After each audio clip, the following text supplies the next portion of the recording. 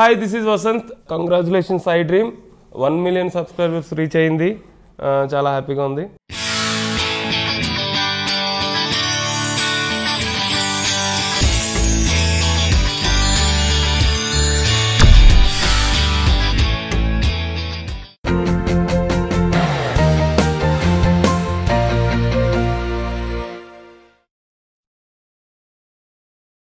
Sir మీకు కూడా rejections ఉంటాయా సార్? ట్యూన్ రిజెక్షన్స్ 100% ఉంటాయా?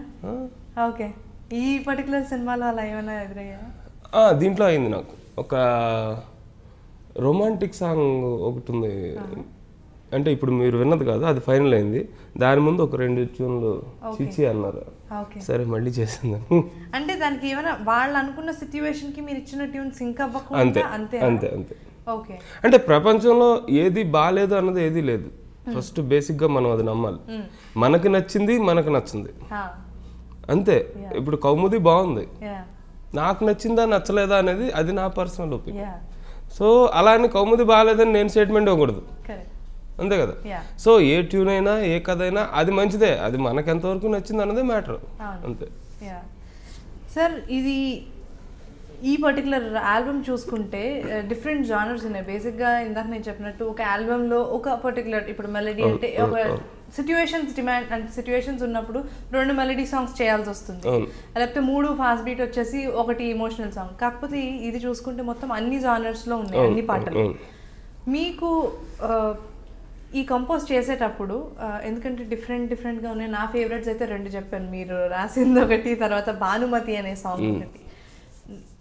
ఈ సాంగ్స్ ట్యూన్స్ దగ్గర వరకు డైరెక్టర్స్తో మీరు మాట్లాడతారు. లిరిక్స్ విషయానికి వస్తే మీరు కూడా ఒక లిరిసిస్ట్ కాబట్టి ఎంత పర్టికులర్గా ఉంటారు సార్? అంటే లిరిక్స్ మీకు మీ సాంగ్స్కి ఇలానే కావాలి అని. అంటే లిరిక్స్ కొంచెం పర్టికులర్గానే ఉంటాను. ఈ సినిమాకి మాత్రం నాతో పాటు డైరెక్టర్ గారు కూడా బాగానే వర్క్ చేశారు. ఆవిడ మేడం కూడా లిరిక్స్ విషయంలో ఆవిడే రాయించారు యాక్చువల్లీ. అంటే కాన్సెప్ట్ నాకంటే కూడా వాళ్ళకే ఎక్కువ తెలుస్తుంది డైరెక్టర్లకే. సో నేను నాకు నా పాటలు రాయటం కూడా చాలా ఈజీ రైటర్స్కి. మ్యాక్సిమం పల్లవిలో ఫస్ట్ 2 లైన్స్ ఆ హుక్ లైన్ అలా ఉండిపోతాయి. సో దాంతోనే కంపోజ్ చేసినప్పుడే నేను ఒక రఫ్గా ఒక లిరిక్ అనుకుని అది రాసి కంపోజ్ చేస్తాను. సో పల్లవి ఆల్మోస్ట్ మందే ఉంటుంది, ఎవరు రాసినా కానీ ఆ hook line starting lines. So వాళ్ళ కాన్సెప్ట్ బేసిక్గా మనం ఏం కావాలనుకుంటున్నామో రైటర్కి ముందే తెలిసిపోద్ది. సో వీళ్ళకి ఇది కావాలనుకుంటున్నారు అని అది రాస్తే చాలు. సో వాళ్ళు ఎక్కువ వెర్షన్ రాసి ఎక్కువ రిజెక్షన్కి ఇది అవ్వక్కర్లా, అది కొంచెం వాళ్ళకి ఈజీ. ఓకే. ఆ హుక్ లైన్ మీరే కంపోజ్ చేస్తున్నప్పుడు ఇచ్చేస్తున్నప్పుడు ఈజీ అయిపోతుంది.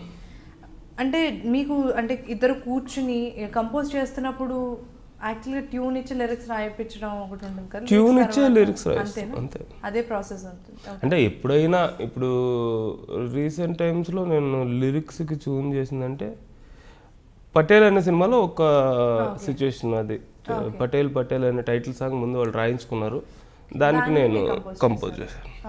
అది చాలా రేర్ జరిగేది. ఓకే. జనరల్గా ట్యూన్స్కే లిరిక్స్ అంతే. Okay sir. ఇప్పుడు సింగర్స్ దగ్గరకు వస్తే కూడా ఇప్పుడు మీరు కంపోజ్ చేసే లెవెల్ని నెక్స్ట్ లెవెల్లో వాళ్ళ వాయిసెస్ ప్రెజెంట్ చేస్తేనే బాగుంటుంది. సో మీరు ఆ సెలెక్షన్ ఎలా సెలెక్ట్ చేస్తారు సింగర్స్ని మీ సాంగ్స్కి? నేను మ్యాక్సిమం మన హైదరాబాద్లో మన తెలుగు ఇండస్ట్రీలో ఉన్న సింగర్స్తోనే పాడిస్తాను. నేనంటే బయట వాళ్ళతో పాడించడం నాకు ఇష్టం ఉండదు బేసిక్గా, ఎందుకంటే తెలుగు పాట తెలుగుడు పాడితేనే బాగుంటుందని గట్టిగా నమ్ముతాను.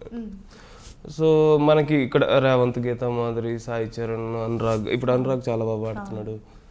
సో నా ఆల్బమ్స్లో మొత్తం రమ్య వీళ్ళే ఉంటారు. సో నేను ట్యూన్ పాడినప్పుడు ఏదైతే డైరెక్టర్కి ట్యూన్ వినిపిస్తామో బేసిక్గా నేను వీళ్ళల్లో ఎవరితో ఒకరితో నాకు ఎవరిది బాగుంటుంది అనిపిస్తే వాళ్ళని పిలిచి పాడించి వినిపిస్తాను.